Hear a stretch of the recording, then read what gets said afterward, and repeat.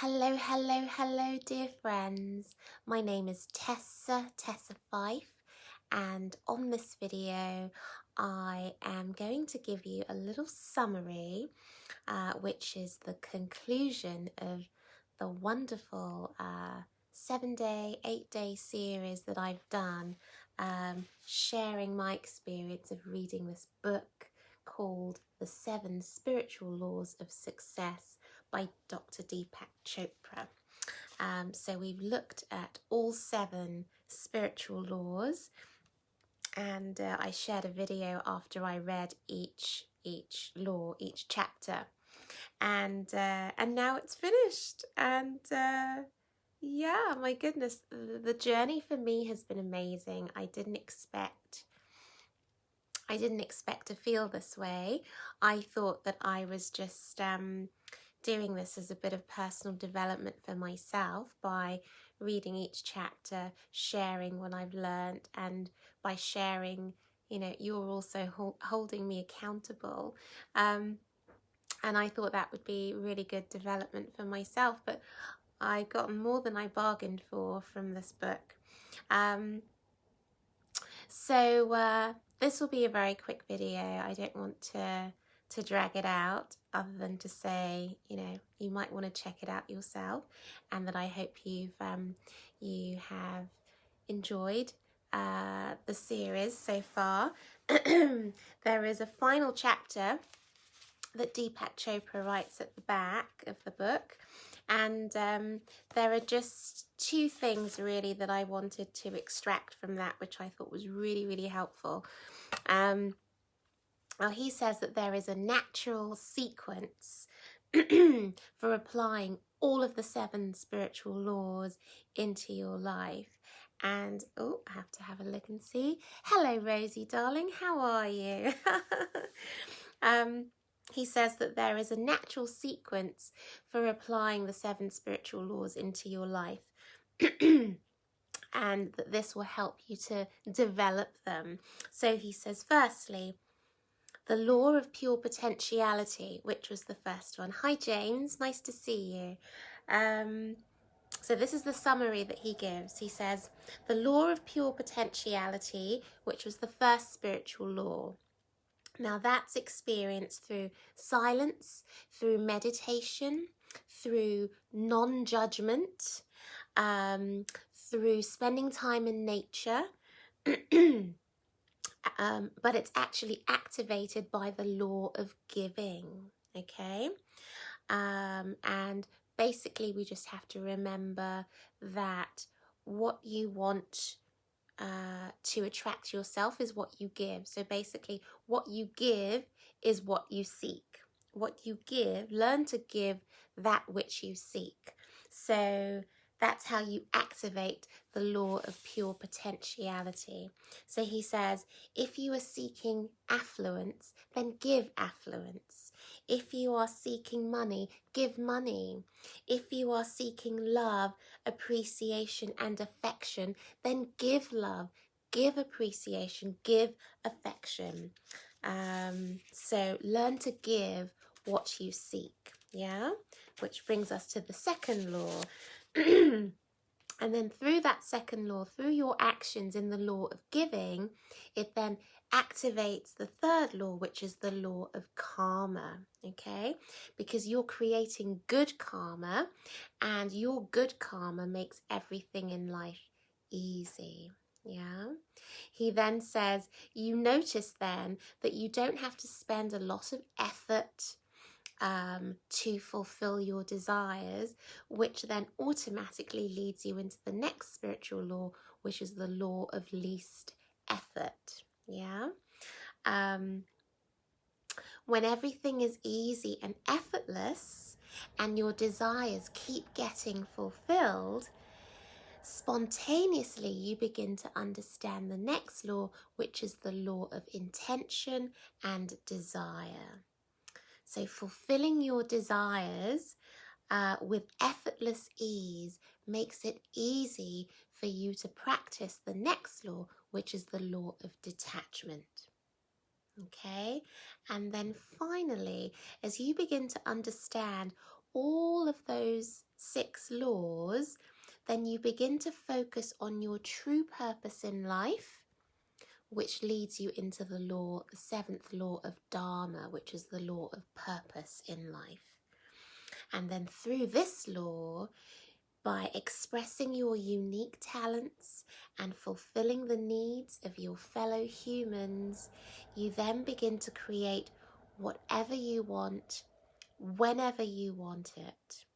You become carefree, you become joyful, and your life becomes an expression of unbounded love. Hi Tracy, I'll give you a wave. So I think that's beautiful, and that is how Deepak Chopra gives us this natural sequence of the flow of the 6 laws, and then because of the 6 laws flowing in your life, the 7th law is the law of purpose, where you start to see how the gifts that you have can fulfill the needs of others. Really beautiful. And then he ends it, and I got a bit choked reading this. He ends it with just 1 page, and he says that we are all travelers on a cosmic journey. And he said that we're like stardust, and we're swirling and moving around in this, whirlpool of infinity. I told you that his language is just so visual, so beautiful. But he says that our life is very fleeting, and the time we spend on this earth is momentary, really, in relation to eternity. And, he puts in a few quotes by Buddha, Gautama Buddha, who was the founder of Buddhism.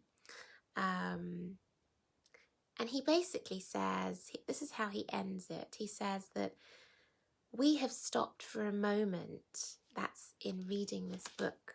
And we have read this book together as well, but he's talking about his readers. He says that we have stopped for a moment to encounter each other, to meet, to love, and to share. And he says that this is a really precious moment, but it's so transient. It's passing. And he says that it's like a little parenthesis in eternity. And if we share with caring, with light-heartedness, and with love, that we will create abundance and joy for each other. And that means that this moment that we've shared becomes worthwhile. So I'm just so blown away by this, and it doesn't take much to make me get a lump in my throat, but honestly, yeah, our life is fleeting. Our lives are so fleeting, and to think that we are part of something much bigger than us, and we're all these, images of light, of energy, of information, and we blend in with the light and the energy and the information of the universe. We're all the same energy, we're all the same light, and that's why these 7 spiritual laws, which apply to nature, apply to us as well. So I think it's really beautiful. It's given me lots to think about. I'd love to hear what you think. I hope it's just not my crazy ramblings as I've read this book, but it's been amazing. And I do think that I've learned a lot, and I've learned a lot about myself. And and I think I may not have planned it, but I can see now that I was meant to read this book and I was meant to share it. So I'm very excited to have done that. Thank you for coming along with me on my journey. Incidentally, if you would like to continue with me on my journey, it's lovely being on Facebook, but I do also have a blog. I have a blog and a website, so if you'd like to connect with me more, then come on over to tessafife.com and learn a bit more about me and what I do. That's tessafife.com, and check out my blog as well. So comment down below, guys. Let me know what's been your biggest takeaway. You know, what has perhaps piqued your imagination or caught your attention. I'd love to hear from you. Yeah, I'm thinking, wow, what next? I need time to digest this and do the exercises in the book. I think one of the exercises I'm straight away going to spend some time on is he talks about writing a list of all of your unique talents, and thinking about how you can best use those gifts to serve humanity. You know, what can you bring? How can you help? Yeah. So that's a nice journaling activity that I'll be doing. Maybe you'd like to do it as well. All right, guys, this is Tessa Fife, Rosie, James, Tracy. Thank you for joining me live. I appreciate you all. I hope you have lovely evenings. Much love to you and your families. I'm sending you my light and my love, and I will see you on the next video. Bye.